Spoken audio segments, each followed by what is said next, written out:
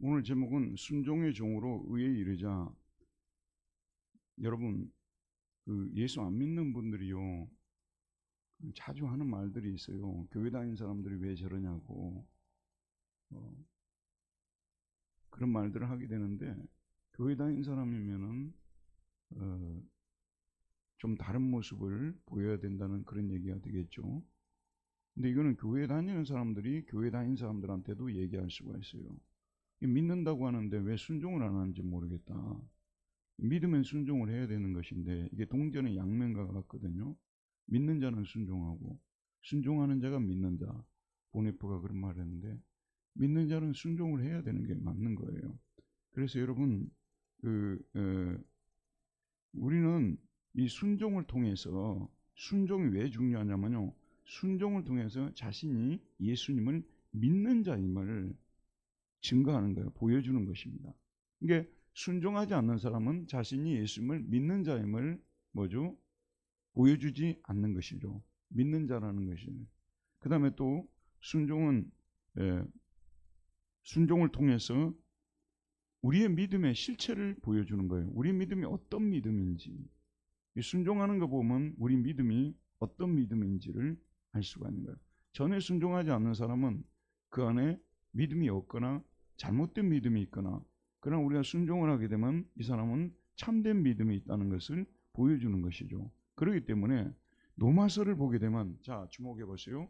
로마서를 보게 되면 이게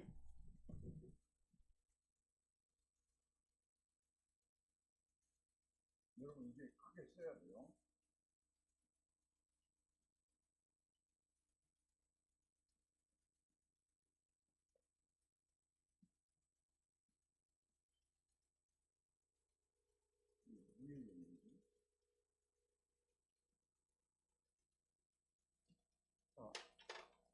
오늘 다 잊어버려도 오늘 배운 내용을, 지난 시간에 배운 거 하나라도 기억하고 있어요? 죄송합니다만 저도 잘 기억을 못해요. 내가 설교하는 사람은 어떤 때는 좀 내가 웃겨요. 설교해놓고 지난주 내가 뭘 설교했더라? 이러고 있어요. 그거는 죄송합니다만은 믿음이 없어서가 아니라요, 나이가 들어서 이제 망각을 잘하는 거예요. 뭐 하나도 제대로 외우지를 못해요. 지금 저는요, 그 외국어 서적을 많이 읽잖아요. 단어를 외울 생각을 안 합니다. 아예 안 합니다. 왜냐하면 외우려고 해도 다음에 그 단어 나오면 또 찾아야 돼. 이게 아예 외워지지 않는 나이에 지금 진입을 하게 됐는데, 그래서 다른 거 다 잊어버려도 오늘 이것만 딱 붙잡고 가도 여러분 소득이 있습니다. 보세요, 여러분. 믿음은 순종을 통해서 믿음이 있음을, 그 믿음이 어떤 믿음인지를 보여주는 거예요. 그 다음에 또 순종을 통해서 의의 열매를 맺어야 되는 거예요. 그러니까 이신칭의 복음, 오직 우리가 행위로 구원받지 못하고 예수를 믿음으로 구원받는다는 것을 이신칭이라고 하잖아요. 그런데 이신칭의는 그래 믿고 그냥 믿는 것으로 믿고 떨어져, 그게 아니고 반드시 순종을 동반하게 되는 거예요. 이 믿음은 순종을 통해서 모습을 나타내는 거예요. 내 안에 믿음이 있다는 것을. 우리 지금 우리 민호 엄마, 이제 오늘은 여기까지만 하고 다음부터 이야기 안 할게요. 민호 엄마가 순종, 믿는 자라는 것은 교회 모임에 열심히 나오고, 특별히 수요 성경 공부는 제일 성실하게 나오시거든요. 이런 걸 통해서 믿음이 있다는 것을 보여주는 거예요. 내 안에 믿음이 있다는 것을. 또 내 안에 믿음이 생겼기 때문에 내가 교회 가고 싶은 것이고 주일도 하고 싶은 것이고 그러죠.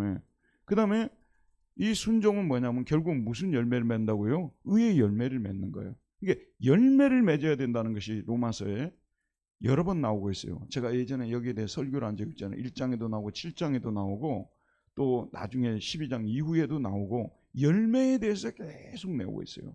믿음이 있는 사람은 순종으로 나타나고, 순종하면 또 의의 열매가 열리게 되어 있어요. 그러니까 예수를 믿는데 저 사람은 왜 예수를 저렇게 믿어? 열매가 없다는 뜻이에요.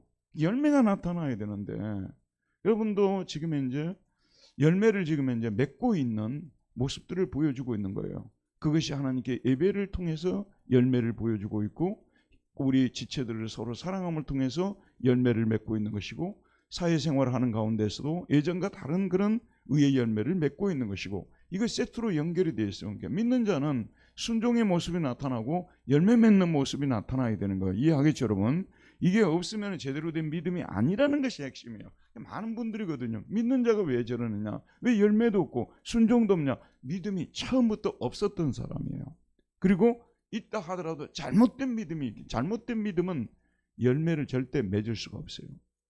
올바른 믿음만이 하나님이 기뻐하는 열매를 맺을 수가 있습니다. 그래서 우리는 이 중에서 제일 중요한 것이 뭐겠어요? 뿌리와 같은 것이 믿음이거든요. 그러니까 우리가 교회에서 믿음을 그렇게 많이 강조하는 것이 무엇이냐면 참된 믿음이 그 사람 속에 들어가야 참된 순종이 나오고 참된 열매가 나오는 거예요. 거짓된 믿음에서는 이런 능력이 나올 수가 없어요. 그래서 믿음을 그렇게 강조를 하는 겁니다.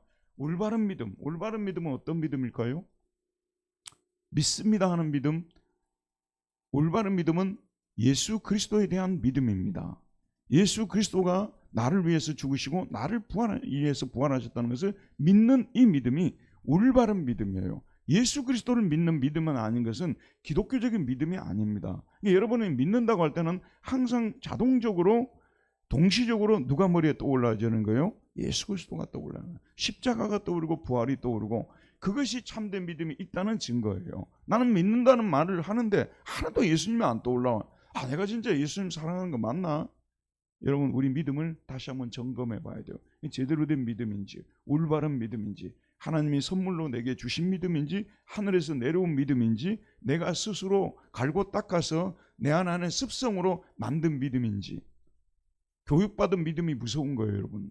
계속 믿음 얘기를 하면은 나중에 내 안에 믿음이 있는 것처럼 벤장으로 하고 나타나는데 그게 참된 믿음이 아니에요. 하늘에서 주어진 성령을 통해서 창조된 믿음, 이런 믿음은요 순종하지 않고는 견딜 수가 없어요. 믿음이 들어오는 그 순간에 하나님의 말씀에 순종하고 싶어하는 거예요. 순종하게 되면 무엇이 열리냐면 열매가 열리는 거죠. 이 로마서는 이 세 가지를 세트로 이야기를 하지 한쪽만 딱 떼가지고 이야기하는 게 아닙니다. 그러면 로마서를 제대로 배우는 게 아니에요. 의외로 로마서를 보게 되면 순종이라는 말이 여러 번 나오고 있고 열매란 말이 여러 번 나오고 있어요. 그런 순종과 열매는 모두 올바른 믿음, 예수 그리스도에 대한 믿음으로 나온다는 거, 이걸 여러분들이 잘 파악했으면 좋겠습니다. 자, 1번 한번 보도록 합시다. 1번입니다. 함께 읽읍시다. 시작. 우리는 율법 아래에 있지 않고 은혜 아래에 있습니다. 은혜 아래에 있으므로 마음대로 죄를 지어도 됩니까? 15절을 함께 읽어볼까요? 15절입니다. 그런즉 어찌하리요? 우리가 법 아래에 있지 않냐고 은혜 아래에 있으니 죄를 지으리요? 그럴 수 없느니라. 주목해 봅시다. 지금요, 영어로 언더거든. 언더요. 아래, 믿음, 여기 뭐라고 되어 있죠? 법 아래에 있지 않냐고 은혜 아래에 있다. 이게 법 아래, 여기 히포노무, 율법 아래, 법 아래. 그 다음에 히포카린, 은혜 아래 되어 있는데, 여러분 들어보세요. 이 아래라는 것은요 통치 개념이에요. 통치, 권세 개념이에요. 그러니까 우리는 지금 이제 누구의 통치하에 있냐면 하나님의 통치하에 있는 거예요. 우리는 은혜의 통치 아래, 은혜의 권세 아래 있는 것이지 율법 아래, 율법의 통치를 받고 있는 사람들이 아니에요. 그런데 자, 주목절을 보세요. 성경에 보면 특별히 창세기부터 쭉 읽어나가면 출애굽기가 나오고 레위기가 나오고 또 민수기가 나오고 신명기가 나오는데 거기 보면 율법이 많이 나오죠. 그 새해부터 성경 읽어야 되겠다고 해서 창세기부터 쭉 읽어나면 계속 뭐 하라, 뭐 하지 마라, 뭐 하라, 뭐 하지 마라. 그래 갖다 뭐라고 하죠? 율법이라고 하죠. 율법이라는 것은 법이니까 하라, 하지 마라. 다 이게 율법이잖아요. 맞죠? 우리가 율법에서 해방이 되겠다는 말이 바울 서신에 많이 나오는데 그럼 이건 지키라는 거냐 말하는 거냐. 여기에서 많은 분들이 혼동을 겪고 있는데요. 우리는 이것이 우리에게 강요된 것이 아닙니다. 왜냐하면 우리 율법 안에 있지 않다고 분명히 선언하고 있어요. 이 율법은 우리에게 지금도 율법이 가져다주는 좋은 용도로서 거울 비춰 뭘 하고 살아야 되냐. 예수 믿는 사람이 우리 뭘 하고 살아야 되냐 비춰주는 거울이지 그게 우리 구속력을 갖는 건 아닙니다. 우리는 오직 누구에게 구속이 되는 거예요? 예수 그리스도 아래에 있는 사람들이고 예수님의 말씀의 구속을 받는 사람들이지 율법의 말에 구속을 받는 사람들이 아니라는 것을 알아야 되는 거예요. 이걸 우리가 정리를 하지 못하면요, 그런 구절들 읽을 때마다 그러면 우리도 지금 이제 구약 성도들처럼 하라는 거냐 말아야 되냐, 그래서 나온 종교가 있어요. 자, 주목해 보세요. 그래서 나온 교파가 안식교예요. 안식교는 뭐냐면 구약율법을 거기에서 보면 비늘이 있는 생선은 먹지 말라고 했어요, 먹으라고 했어요? 먹지 말라고 했잖아요. 또 지느러미가 없는 거는 먹지 말라고 했잖아요. 그러니까 그 사람들은 그대로 해야 된다는 거예요. 이게 율법 안에 이제 해방됐다는 것을 모르는 거예요. 율법으로 또 해방됐다는 것을 모르는 거예요. 우리는 기쁨으로 기도하면서 먹으면 되는 거죠. 아멘으로 기도하면서 먹는 거예요. 돼지고기를 먹지 말라고 돼 있잖아요. 거기에 돼지고기를. 그래서 지금도 유대인들은 돼지고기를 안 먹잖아요. 우린 돼지고기 먹어야 돼요, 말아야 돼요? 그 맛있는 걸 안 먹고 차라리 그냥, 이런 표현은 좀 그렇습니다. 여기까지. 그 돼지고기 너무 맛있는데, 이제 예전에 우리 그 초창기에 그 고신측이라고 우리나라 교파 중에 굉장히 엄격했어요. 여기는 뭐냐면요, 그냥 구약 율법을 그대로 지켜야 된다고 가르친 분들이에요. 그 이제 이 복음이 뭔지를 깨달은 목사님이 계세요. 아주 장난꾸러기 목사님이셨어요. 근데 많은 분들은 존경도 받고, 그래가지고 이제 어느 날 돼지고기를 이렇게 다 이렇게 삶아가지고 다 이렇게 약하게 썰어가지고 이제 그 교회 목사님 들어올 때 그걸 이제 딱 대접을 한 거야. 말을 안 하고, 돼지고기란 말 안 하고. 그게 다들 먹으면서 너무나 맛있다고. 그러니까 이게 구약의 그런 율법들이 있잖아요. 지금도 또 저기 요즘 구약 율법을 그대로 지켜야 되는 사람, 첫째는 안식교고요. 두 번째는 유월절교라는 게 있어요. 야탐역에서도 모여 서서 전도만 하는 유월절교는 유월절을 지금도 예루살렘에 가서 지켜야 된다는 사람들이에요. 이게 율법에서 해방이 되지 못한 사람들이에요. 원래 율법이라는 것은 무사랑 무사랑을 가리킨다고요? 하나님 사랑과 이웃 사랑을 가리키기 위해서 제정된 것들이에요. 그런데 그 이웃 사랑과 하나님 사랑이 예수 그리스도를 통해서 하나님의 은혜로 되어지는 거지 법으로 되어지지 않는다는 것이 이미 증명이 됐던 거예요. 그래서 저와 여러분 결론적으로 뭐냐면 은혜 아래에 있는 사람들, 은혜의 통치 아래, 은혜의 지배 아래 있는 사람들이에요. 은혜만이 우리를 구속할 수 있어요. 하나님만이 우리를 구속할 수 있어요. 은혜만이.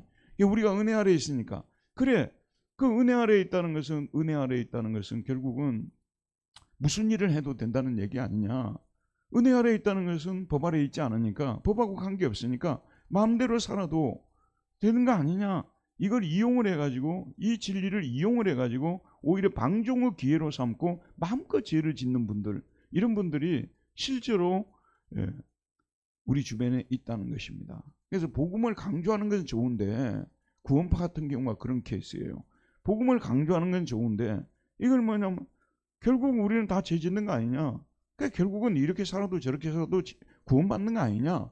이렇게 해서 죄를 담대히 짓도록 만들어준다는 거죠. 이런 것들은 우리 하나님의 이름을 망령되이 일컫는 것입니다.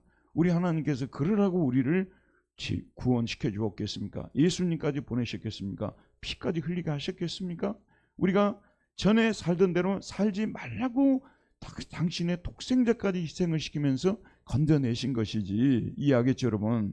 하나님이 누구신가를 아는 사람이면, 은혜를 아는 사람은 하나님이 누구신 줄 아는 사람이에요. 이런 사람은 절대로 그런 방종한 삶, 방탕한 삶을 마음껏 죄를 지어놓고도 다 우리는 은혜 아래 있는 사람들 아니냐, 이런 말을 할 수가 없다는 말씀입니다. 그게요.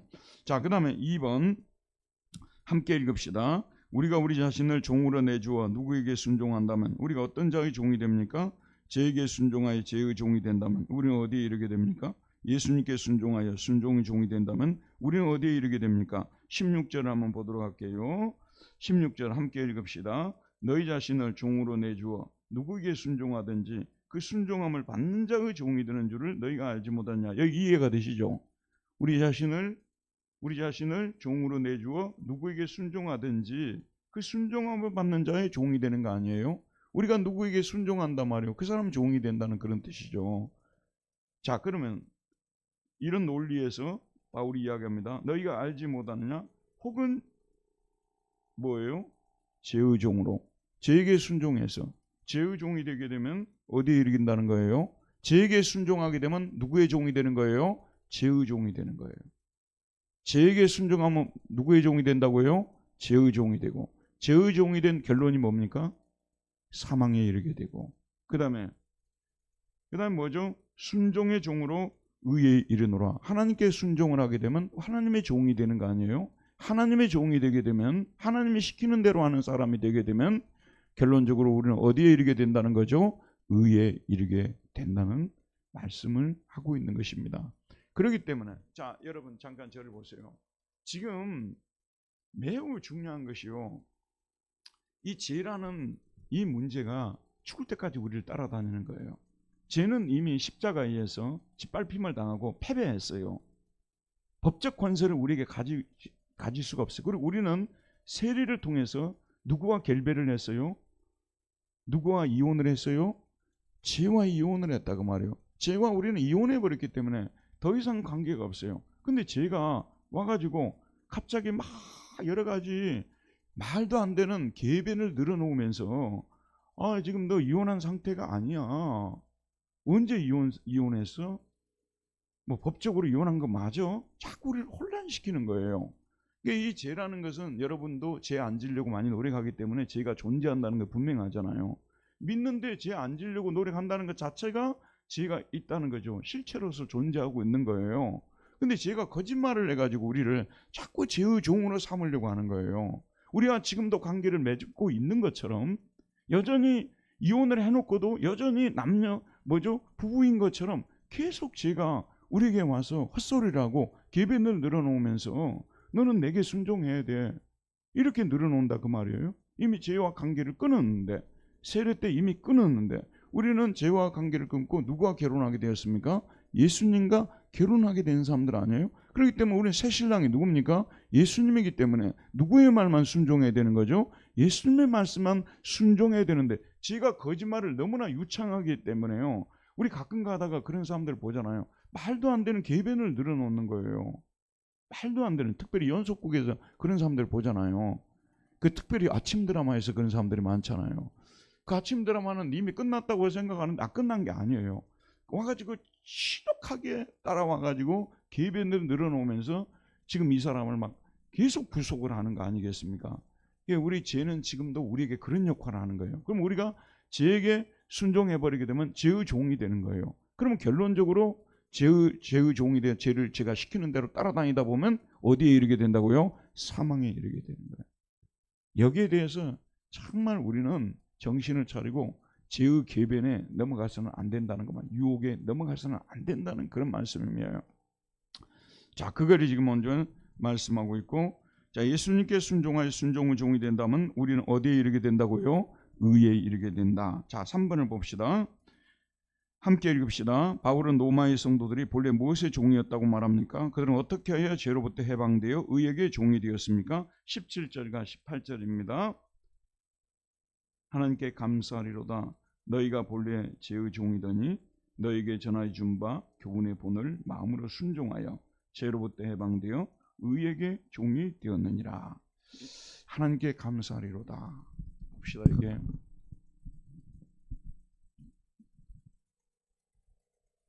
본래 우리가 무엇의 종이었다고요? 죄의 종이었다는 거죠. 죄에게 끌려다니고 죄의 폭정에 시달리고 또 죄의 유혹에 넘어가기도 하고 꼼짝달싹 못하는 그런 사람이었어요. 여기에 대해서 여러분들이 좀 더 실감 있게 이해하려면요, 지금의 상태에서는 여러분들이 절대 이 말씀을 이해할 수가 없어요. 언제 우리가 죄의 종이었느냐고. 그런데 청소년들 중에서 가정에 적응을 못하고 학교에도 적응을 못하고 잘못된 친구들을 만나가지고 그 사람이 시키는 대로만 하는 거예요. 그 보수가 시키는 대로만 하고, 그 상황을 여러분들이 생각해 본다면 충분히 이해될 수 있는 말이에요. 죄에게 우리가 그렇게 끌려다니고 제가 시키는 대로 했다는 것이 성경 말씀이에요. 그래서 이 로마서는 특별히 다른 어떤 성경보다도 죄를 인격화시킵니다. 죄가 하나의 인격인 것처럼 말하고 있는 거예요. 그러니까 여러분, 죄를 얕보지 말아야 돼요. 죄 그까짓 거 내가 짓고 싶으면 짓고 안 짓고 싶으면 안 짓는 거지, 뭐 내가 뭐 죄에게 끌려다닌다고 그런 생각을 하시는 분들요, 지금 현재 죄의 유혹을 받고 있는 분들일 줄 모릅니다. 금방 죄에게 넘어질 수 있습니다. 죄는 실체고요. 하나의 인격이에요. 죄의 통치를 뿌리치는 것이 너무나 어렵습니다. 그래서 우리는 못 뿌리쳤어요. 그런데 예수님께서 오셔서 우리를 죄에서 끄집어내 주셔서 죄에서 해방시켜 주셨다는 말씀입니다. 그래서 저와 여러분은 지금 법적으로 죄에서 해방되어 있는 사람들 아니겠습니까? 자, 해방되어 있는 사람들이죠. 그런데 죄로부터 해방이 되었어요. 그들은 어떻게 죄로부터 해방돼요? 그러면 저는 죄의 종이었는데 어떻게 죄로부터 해방이 되었다고요? 의의 종이 되었다고요? 너희가 본래 죄의 종이더니 너희에게 전하여 준 바 교훈의 본을, 너희에게 전하 준 바 교훈의 본을, 이건 뭘 말할까요? 복음을 말하죠.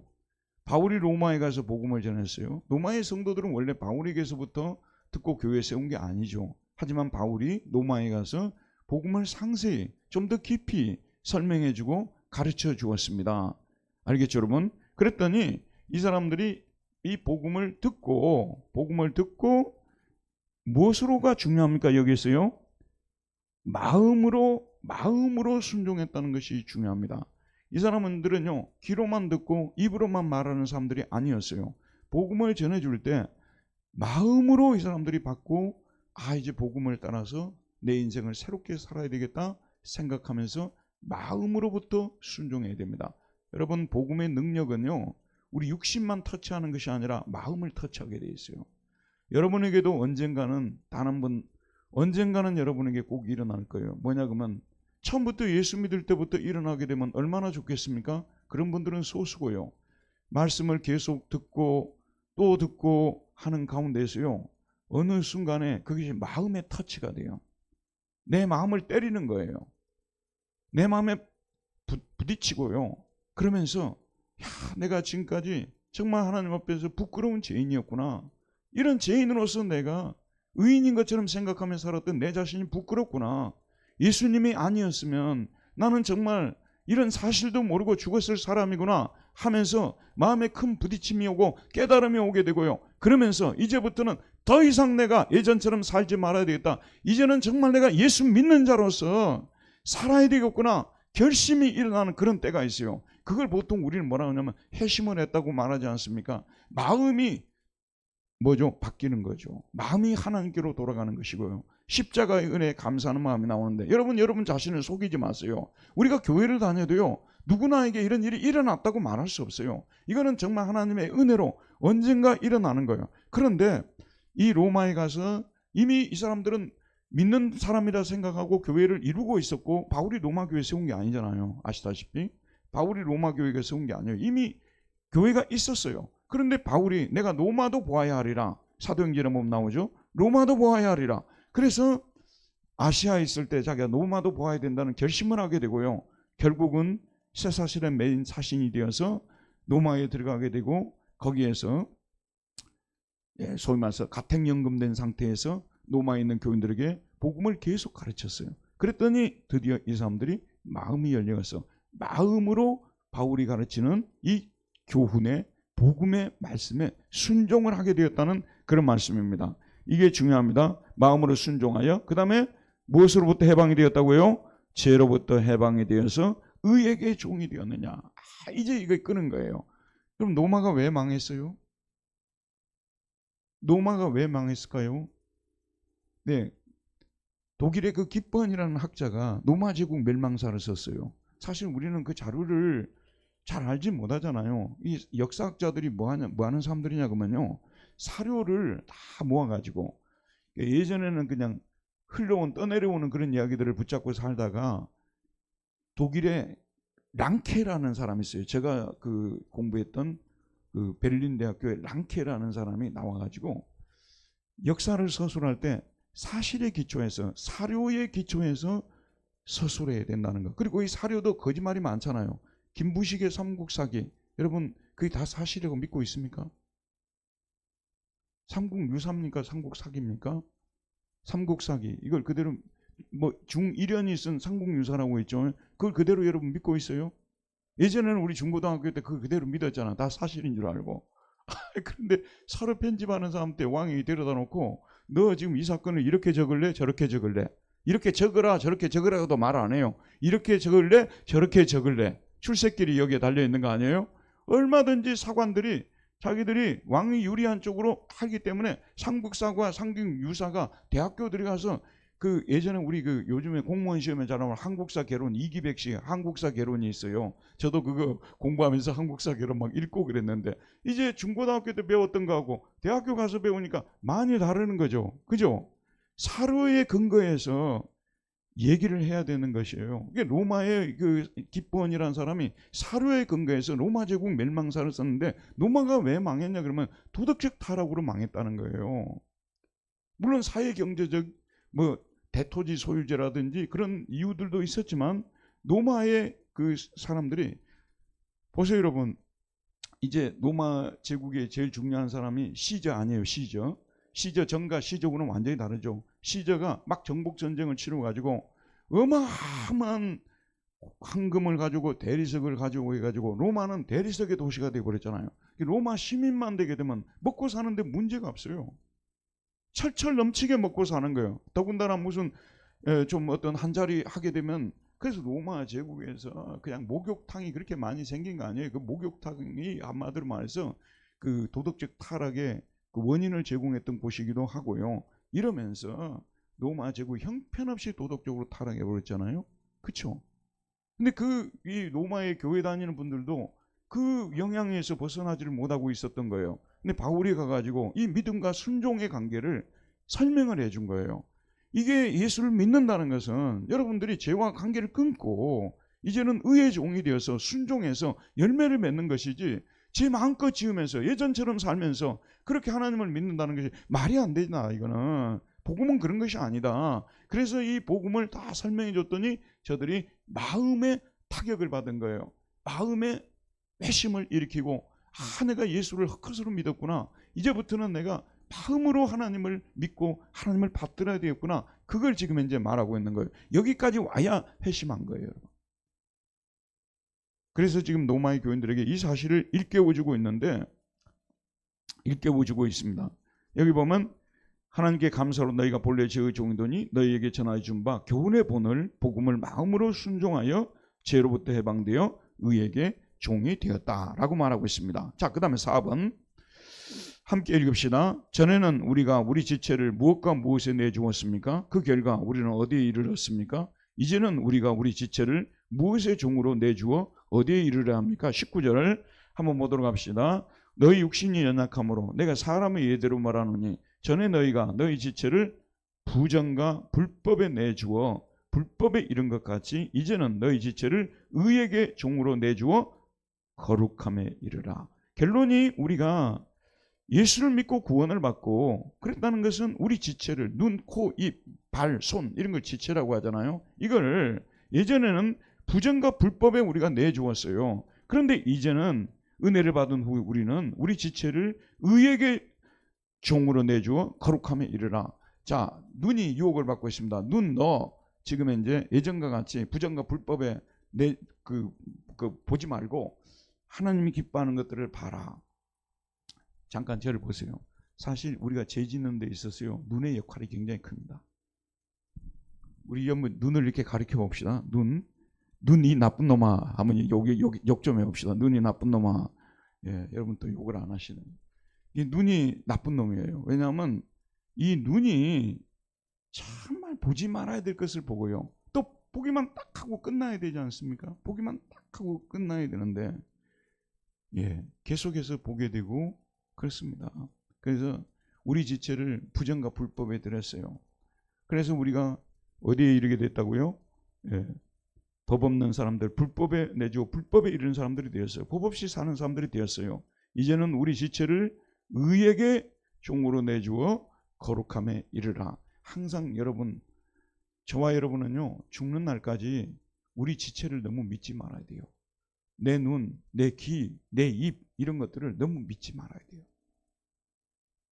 정말 여러분들 그래서 우리가요 잠언서를 자주 읽어야 됩니다. 저도 잠언서를 많이 읽었습니다만은 잠언서에 보게 되면 어리석은 자들이 많이 나와요. 잠언서는 지혜로운 자와 어리석은 자를 대조해서 보여주고 있잖아요. 그러니까 보지 말아야 될 것을 보지 말아야 돼. 가지 말아야 될 것을 가지 말아야 되는데, 가지 말아야 될 것을 가지 말아야 되는데 아주 괜찮게 보이는 그런 사람이 갑자기 어디로 가냐면 창녀집으로 가는 거예요. 그게 잠언서 앞부분에 나오잖아요. 그리로 갔다가는 죽는다. 재산 다 탕진하고 망한다. 가지 말아라. 여러분 예전에 여러분 주변에 있는, 심지어는 여러분 남편이 될 수도 있어요.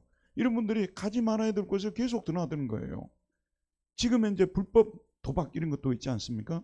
뭐 연예인들도 거기에 많이 걸려들고, 그 처음부터 그런 도박에 드나드는 사이트에 들어가면 안 되는 거예요. 근데 도박 사이트에 들어가서 좀 너무 지금 긴장된 삶을 좀 풀어보겠다고 해서 그냥 재미로 한다고 다들 그러거든요. 재미로 한다고. 원래 도박장에 드나드는 분들은요, 재미로 도박장에 드나든다고 해요.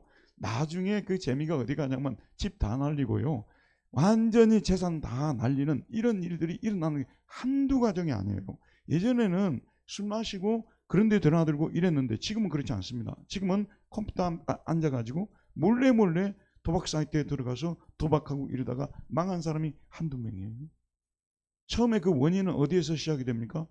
그걸 한번 보고 듣고 이런 데서 우리 귀와 눈이 거기에 1등 공신들이 된다는 것입니다. 우리는 죽는 날까지 비록 우리가 구원을 받은 사람들 할지라도 우리 눈, 입, 귀, 그 다음에 우리 발, 손 이런 걸 매번 불법과 부정에 드리려고 하지 말아야 되고, 그 다음에 하나님께 드려서 하나님을 기쁘시게 하는데 사용해야 되겠다, 그런 생각을 가지고 가야 되는 것입니다. 우리가 우리 귀와 눈과 코와 입, 이 모든 것을 하나님께 드리게 되면 결론적으로 우리의 삶이 뭘로 나타나냐면 거룩한 삶으로 나타나게 되는 것입니다. 제가 지금까지 신앙생활하면서 깨달은 게 뭐냐면요, 잠언서는 제가 고등학교 때부터 열심히 읽었거든요. 깨달은 것이 무엇이냐면 죄의 유혹이 있는 곳을 아예 가지 않는 것이, 그것이 제일 좋습니다. 죄의 유혹이 있는 것, 심지어는 사람을 만나도요, 저 사람을 만나면 나에게 생산적이지 않다. 지난번에 잠이 안 와서 나태주 씨가 요즘 KBS 아침마당에서 퇴사를 한 김재원 씨 있잖아요. 이분이 이제 사랑의 교회 장로님이신데 TV를 하나 만들어가지고 운영하는데 뭐 워낙 팬들이 많아가지고 지금도 20만, 30만 이렇게 올라가요. 그런 거 보니까 정말 저는 인생이 어찌 그래서 20만, 30만 영상 하나 못 만들까, 그런 생각이 들어요. 근데 그 사람이 그래요. 근데 나태주 씨가 거기 나왔어요. 그분이 인생을 살아갈 때 만나야 될 사람, 만나지 말아야 될 사람, 자기는 구분한다는 거예요. 만나지 말아야 될 사람은 유행에 대해서 이야기를 하는데, 아니 갔다 오면 별로 기분이 안 좋아요. 항상 생산적이지 못하고, 이런 분들은 안 만나는 게 좋아요. 가지 말아야 될 거 가지 말아야 되고, 보지 말아야 될 거 보지 말아야 되고요. 그게 맞는 거거든요. 근데 우리 인간이 아담의 죄성을 물려받고 있기 때문에 나는 얼마든지 컨트롤할 수 있어. 나는 그런 자리에 들어가도 그런 거 보아도 나는 아무 지장이 없어. 여기에서 우리가 다 망하는 것입니다. 반드시 지장이 있습니다. 반드시 우리가 죄의 종이 되어버리고 죄에게 끌려다니는 사람들이 되고, 심지어는 우리 재산, 육신 모든 것들을 망치게 되는 결과를 가져오기 때문에 아예 가지 말아야 될 거, 보지 말아야 될 거, 듣지 말아야 될 거 안 듣고 안 보고 안 가는 것이 상책입니다. 그래서 하나님이 기뻐하는 곳으로 자꾸만 가야 돼요. 하나님이 기뻐하는 곳으로 가려고 하면요, 사탄이 뭐라고 안좋아하십니까? 자꾸만 그런 것들은 율법이라고 우리한테 말해요. 예를 들어서 주의를 거룩히 지키라고 하면 그건 율법이야. 우리가 성경 공부에 참는데 그건 율법이야. 그거 한다고 해서 신앙 좋아지냐고, 안 한다고 해서 그럼 신앙이 나빠지냐고 자꾸 우리를 이렇게 유혹하는 거예요. 그렇기 때문에 지금까지 예전에 비하면 오늘날은요, 모임이 훨씬 많이 줄어들었잖아요. 그런데 이 모임까지도 못 가지게 사탄이 우리를 유혹하는 거예요. 속지 말아야 되는 것입니다. 우리는 연약한 존재들이기 때문에 하나님이 기뻐하는 곳은 자꾸만 가려고 해야 되는 거예요. 그리고 하나님 말씀도요, 자꾸만 들으려고 해야 되는 것이고요. 하나님이 기뻐하는 모습들, 좋은 모습들은 자꾸만 보려고 애를 쓰고 그래도 우리 믿음 지켜나가기가 어렵습니다. 제가 유럽에 있을 때 이런 말을 했어요. 장로가 유럽에 오게 되면 집사 되고, 집사가 오면 평신도 되고, 평신도는 그냥 완전히 그냥 교회 떠난다, 이런 말을 했어요. 여러분, 교회에서 어느 정도 구속을 하지 않으면요, 우리 신앙이 더 좋아질 것 같습니까? 그래서 우리는 유튜브만 보면 그렇게 신앙생활은 우리 신앙이 좋아질 것 같습니까? 천만의 만만의 말씀입니다. 신앙이 자꾸만 퇴보하게 되고요, 나중에 주일 한번 가는 것도 버거워요. 여기에 대해서 우리가 정신을 차리고, 죄는 지금도요 실체로서 우리를 유혹하고 넘어뜨리려고 하고 있다는 것을 생각하고, 하나님 말씀에 순종하면서 나아가는 저희들이 되게 될 때 거룩한 삶으로, 점점 더 거룩한 삶으로 나아가게 된다는 것입니다. 지금 21세기 교회에서는요, 교회에서 이렇게 가십시오, 이렇게 하십시오, 그거 따라줘도요, 그거 하고 나서도요, 얼마든지 우리가 하고 싶은 일들을 하고 가볼 곳 가고 누릴 것 누리면서 살게 되어 있어요. 이것이 율법으로 여겨진다면요, 교회에 접어야 됩니다. 이것이 율법으로 여겨진다면 우리는 살아날 길이 없어요. 사단이 우리를 그렇게 속이는 거니까 속지 말아야 된다는 말씀입니다. 5번 한번 봅시다. 함께 읽읍시다. 우리가 죄의 종이 되었을 때는 무엇에 대하여 자유로웠습니까? 20절입니다. 너희가 죄의 종이 되었을 때에는 의에 대하여 자유로웠느니라. 자, 학교 입학하기 전에는 내 마음대로 사는 거 아니에요? 학교의 법에 뭐 전혀 관련이 없고 자유롭지 않습니까? 그러나 학교에 입학을 했어요. 그럼 어떻게 되겠습니까? 학교에서 제정해 준 그 법에 따라서 사는 것이 마찬가지, 당연한 거 아니냐, 그런 말씀이죠. 자, 그 다음에요, 6번 한번 보도록 합시다. 우리가 전에 죄의 종이 되었을 때 어떤 열매들을 얻었습니까? 이제는 우리가 그때의 삶을 부끄러워합니다. 왜 그렇습니까? 죄의 종이 되었을 때 어떤 열매들을 얻었는가? 갈라디아서 5장 19절에서 21절 잠깐 한번 찾아보도록 합시다. 갈라디아서 5장입니다. 갈라디아서 5장.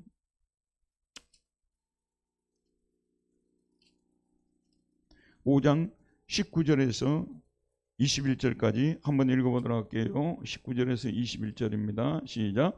육체의 일은 분명하니 곧 음행과 더러운 것과 호색과 우상숭배와 주술과 원수 맺는 것과 분쟁과 시기와 분냄과 당짓는 것과 분열함과 이단과 투기와 술취함과 방탕함과 또 그와 같은 것들이라. 전에 너희에게 경계한 것 같이 경계하노니 이런 일을 하는 자들은 하나님의 나라를 유업으로 받지 못할 것이니라.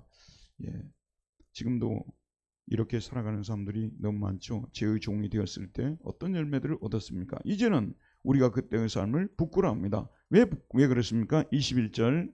자, 다시 우리 로마서 6장 21절을 한번 읽읍시다. 시작. 너희가 그때 무슨 열매를 얻었냐? 이제는 너희가 그 일을 부끄러워하나니 이건 그 마지막이 뭐예요? 사망임이니라. 사망임이니라.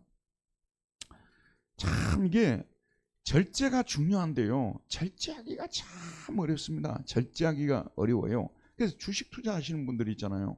주식 자체가 현대 현대 사회에 있어서 그 한 회사를 이렇게 주식으로 이렇게 돌아가게 하기도 하고, 또 회사가 발전하면 나에게도 유익이 되고 그런 거 아니에요? 그 자체가 나쁜 것이 아닌데 많은 분들이 뭐냐면 어디에서 무너지는 거예요? 절제를 못하는 거예요. 절제를. 그래서 무너지게 되는데, 그래서 결론적으로 주식하다가요, 잠깐 한번 저를 보세요. 사당동에서 제 아는 분인데요, 우리 교회 와서 한번 특강도 한 적이 있어요. 미국에서 상담 쪽에서는 최고 과정을 이수를 했어요. 지금 현재는 상담학 교사를 가르치는 이런 분이거든요. 근데 이제 그 사당동에 상담소를 차려놓고 운영을 하는데, 한 번은 장로님하고 권사님이 오셨다는 거예요. 장로님하고 권사님이 오셨는데 지금 이 가정이 지금 이제 그 이혼 직전까지 가게 된 거예요. 그 이혼 직전까지 가게 된 이유를 들어봤더니 한쪽이 주식 투자를 시작을 한 거예요. 그래가지고 이 액수가 너무나 커가지고 아무리 교회에서 장로고 권사지만 같이 살 수가 없는 지경까지 가게 됐다는 거예요. 이거 이제 사망에 이른다는 말이 그런 뜻 아니겠습니까? 여러분, 요즘에 돌아다니는 것 중에서요, 신동엽 있죠. 신동엽이 그 MC 중에서는 바깥으로 돌지 않고 가만히 앉아서 제일 돈 많이 버는 사람 아니에요? 뭐 유재석이나 강호동이나 이런 애들은 바깥으로 돌고 뭐 온갖 고생 다 하고 그러면서 돈 버는 사람이고, 신동엽은 가만히 앉아가지고 가만히 앉아서 뭐 부르의 맹고, 그다음에 뭐 SNL 뭐 이런 거 해가지고 돈 버는 사람 아니에요. 그 사람이 그 MC 중에서는 탁월한 MC입니다. 여러분, 지금 부르의 맹고교 유재석이나 강호동 이런 사람들 그렇게 못해요. 그 고정 프로 하나 맡으면 돈 얼마나 벌겠어요? 근데 그 SNL 같은 것도 보게 되면요, 이게 정말 꼭 이런 거 하나 보는 것이 잘못된 건 인가 아닌가 애매한 그런 그 얘기들을 이 사람이 얘기를 해요. 아주 애매해요. 그럼 우리가 이제 육신적으로 좀 피곤할 때는 SNL 같은 거 재미로 한번 보려고 하지 않습니까? 그러나 여러분, 그것도요, 그 범죄로 들어가게 되는 데 있어서 사실은 지금 이제 그 시초를 제공하고 있는 것들이기 때문에 아예 그런 것들이 있다면 처음부터 안 봐버려야 된다는 것이에요. 근데 우리 육신은 뭐라고 하냐면, 가끔 몸 좀 그냥 좀 피곤한데 몸 좀 풀려고 뭐 그런 SNL 하나 정도 보면 돼. SNL 해가지고 돈을 많이 번 분들이 있어요. SNL 해가지고 돈을 많이 번 분이. 야, 이런 것들이 정말 요즘에는 기준을 정하기도 어렵고요. 이걸 딱히 죄라고 딱 규정하기도 어렵고요. 죄가 아니라고 말하기도 어려운 이런 중립지대에 놓인 것처럼 보이는 이런 것들이 많아요. 근데 처음부터 죄라고, 죄의 유혹을 받을 것 같으면 처음부터 우리가 접촉도 하지 말고 접근도 하지 말고 보지도 말아야 된다는 것이 맞는 얘기예요. 자, 우리 이제는 그때의 삶은 부끄러합니다. 왜 그러냐면 사망에 이르렀기 때문에. 7번 한번 봅시다. 7번 읽읍시다. 시작. 그러나 이제는 우리가 무엇으로부터 해방되었습니까? 누구에게 종이 되었습니까? 무엇에 이른 열매를 맺었습니까? 그 마지막은 무엇입니까? 22절. 그러나 이제는 너희가 죄로부터 해방이 되고 누구에게 종이 되었습니까? 하나님께 종이 되어 그 다음에 어떤 열매를 얻게 되었다고요? 거룩함에 이르는 열매를 맺었으니 그 마지막은 보나 보지 않으나 뭐예요? 보지 않아도 결국은 어디에 들어간다는 거죠? 영생에 들어가게 된다는 거예요. 그러니까 우리가 영생에 들어가는 사람인지 영벌을 받을 사람인지 판별하는 기준이 무엇이냐 그러면요, 어떤 열매를 가지고 있냐는 거죠. 거룩함에 이르는 열매를 가지고 있느냐, 그런 열매가 있느냐 없느냐, 내가 영생에 들어갈 사람인지 영벌을 받을 사람인지를 보여주는 뭐죠? 시금석이 될 수 있다는 것입니다. 저와 여러분은 예수를 믿는 기간 동안, 믿는 동안 부지런히 하나님께 순종해서 죄와는 타협하지 말고 죄의 종이 되지도 말고 다시 죄 가운데로 들어가지도 말고 하나님과 함께 성령의 도움을 받으면서 말씀을 붙들고 날마다 의의 열매를 맺고 거룩의 열매를 맺는 거. 의의 열매, 거룩의 열매는 하나님 말씀대로 사는 것을 말하는 겁니다. 딱히 어떤 행동을 의욕 거룩이라고 말하는 것이 아니고요. 말씀에 순종하면서 사는 삶, 십계명을 따라서 사는 삶, 이게 바로 의의 열매고 거룩의 열매인 것입니다. 이런 열매를 맺는 사람의 결론은 볼 필요가 없어요. 결론은 뭐예요? 영생. 임사님, 학습 태도가 너무 좋아요. 주식을 자꾸 하는 사람 결론은 이미 정해졌겠죠. 뭘로 정해졌을까요? 집 한 채 사는 걸로 정해졌을까요? 폭망으로 정해졌어요. 아니, 이제 제가 아는 분이, 이분이 원래 그 투자회사에 다니던 분이야. 근데 투자회사 다니다가 목사님이 되셨어요. 아니, 근데 내가 신학교에 갔는데 이분이 우리 옆집이 살았거든요. 그래서 제가 이제 그분이 개척한 교회를 다녔어요.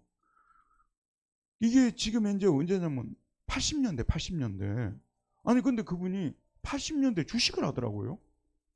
그냥 깜짝 놀랐어요. 우리 때는요, 지금은 좀 많이 이제 목사님들 중에 주식하는 분들도 있습니다만은 우리 때는 목사가 돼가지고 주식을 한다는 건 상상을 할 수가 없었는데 이분이 주식을 하더라고요.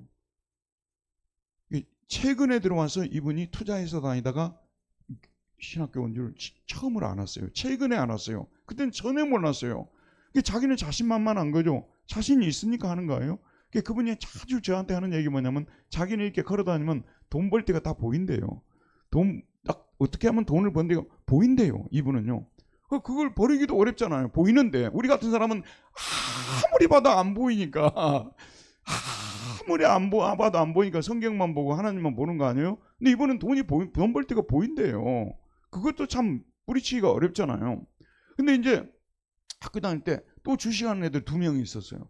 그 친구들 알고 보니까 서울의 덕수상고 출신들이야. 그게 이분들은 보이는 거야. 그러니까 할 거 아니에요. 뭐 나쁘다 좋다를 떠나서 얼마 전에 이제 작년에 이분을 만났어요. 작년에 이제 올해 초나 작년인가 만났어요. 그랬더니 코로나 때 주식을 해가지고 집 한 채를 샀대요. 부럽죠, 여러분? 야, 근데 자기가 그 비결을 얘기를 하는데 집에 컴퓨터를 몇 대를 갖다 놓은대요. 그리고 어디 투자를 할 때는 그 회사의 모든 재무 구조를 다 분석한대요. 저희들은 그냥 봐가지고 아무래도 뭐 삼성전자 아니겠어? 하고 투자하잖아요. 근데 그분은 이걸 다 놓고 투자를 하니까 망하기도 어려운 거예요. 그래서 이제 주식 투자를 해가지고 코로나 때 집을 한 채 샀대요. 그러니까 뭐 다 우리가 부러우면 눈으로 다 쳐다보죠. 근데 그 옆에 있는 사모님이 딱 앉아 계시다가 그래도 주식 투자 하지 마세요 그러더라고요. 우리 집사람한테 주식 투자 하지 마세요. 그동안 잃은 것도 엄청 많았다는 거예요. 근데 이분은 딴 것만 이야기를 하는 거예요. 근데 잃은 것도 많았다는 얘기 아니에요. 이게 주식 투자가 꼭 나쁜 건 아니지만 절제할 줄 알아야 되겠죠. 근데 죽자 살자 거기에만 매달리면 마지막 결론이 어디로 간다고요? 사망으로 가게 된다는 얘기가 되는 거예요. 저 사람은 거꾸로 매번 교회에만 매달려 있는 거예요. 매번 성경 공부 참여하고 매번 기도회에 참여하고 매번 교회 일에 참여하고 열심을 품고 교회를 섬겨요. 그랬더니 점점 빛나서 원만한 강명에 이르느니라 거룩의 열매들이 의의 열매들이 주렁주렁 맺히기 시작해서 주변에 있는 사람들이 예수를 믿으면 저렇게 믿어야 된다고 말하면서 부러워하고 많은 사람들에게 영향을 주는 그런 사람으로 나왔다는데 여기에 매달려 있는 사람들은 여기에 매달린 사람 이분 또 조기 은퇴했어요. 그래가지고 일찍부터 교회에 그냥 보따리 싸고 나온 거예요. 머리가 너무 좋으니까. 여러분 하나님께서 기뻐하시는 일에는요 죽자 살자 매달리는 게 좋아요. 성경 공부 한번 시작했으면요 죽자 살자 몇 년 해버려야 되는 거예요. 이렇게 하는 거고. 그러나 하나님께서 별로 기뻐하지 않는 일을 하는 거는 아예 여러분 끊어버리고 아예 가지 말아야 되고 인간관계도 영적으로 나에게 유익이 되는 그런 데는 가야 되겠지만 그렇지 않은 경우는요 결론적으로 나중에 다투고 싸우고 끝나요. 그러니까 오늘 이 말씀이 정말 맞는 말씀입니다. 22절 다시 한번 읽어보도록 할까요? 22절 읽읍시다. 그러나 이제는 너희가 죄로부터 해방되고 하나님께 종이 되어 거룩함에 이르는 열매를 맺었으니 그 마지막은 영생이라. 그 다음에 8번 죄의 삭은 무엇입니까? 하나님의 은사는 그리스도 예수 안에 있는 무엇입니까? 23절 죄의 삭은 사망이요 하나님의 은사는 그리스도 예수 우리 안에 있는 영생이니라. 여기서 삭시라고 말하는 옥소니아라는 히라보다는 옥소니아 이것이 군인의 월급이라고 말합니다. 군인의 월급을 옥소니아라고 합니다. 그러니까 죄를 부지런히 지게 되면 월급이 나와요. 죄를 부지런히 지게 되면 월급이 나오는데 그게 무슨 월급이에요? 사망. 그 다음에 하나님의 은사는 하나님의 뜻대로 살아가고 말씀대로 순종하고 살아가게 되면 결국은 무슨 월급이 나온다고요? 영생의 월급이 나오게 된다는 이 말씀을 생각하면서 마지막 마칠게요. 죄는 십자가에서 분명히 패했지만 마치 일본이 패했지만 해방이 되고 나서도 여전히 자기 자신들이 주인인 것처럼 행세했던 것처럼 죄는 패한 세력이고 우리와 아무 관계없는 세력이지만 여전히 우리 안에 왕노로 달려고 기회를 엿보고 우리를 결국은 사망으로 끌고 가려고 호시탐탐 노리고 있다는 이 사실을 깨닫지 못하면요 신앙생활 섀도우 복싱 그림자 복싱하는 거하고 똑같은 거예요.